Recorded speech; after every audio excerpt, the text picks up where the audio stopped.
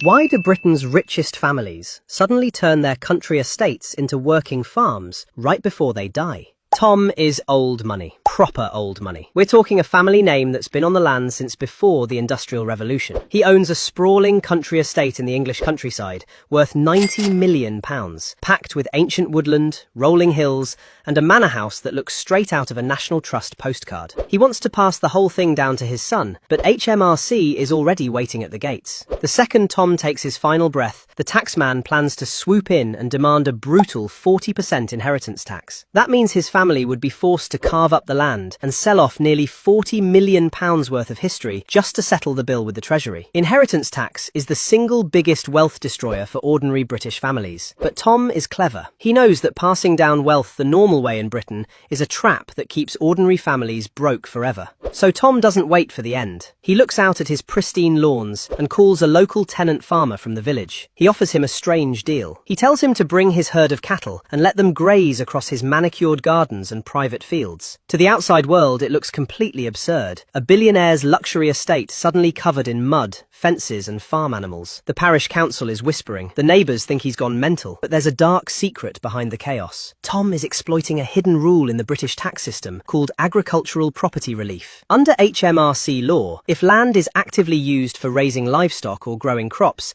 the state classifies it as a working farm, and the system has a special shield for farms. It declares them completely untouchable by inheritance tax to protect the nation's food supply. By letting a neighbour's cows eat his grass, Tom magically transforms his luxury playground into an official agricultural shield on paper. When he finally passes away, the inspector arrives with a clipboard, sees the cattle, checks the DEFRA records, and is forced to walk away empty-handed. The tax bill instantly drops to absolute zero. His son inherits the entire £90 million estate without losing a single penny.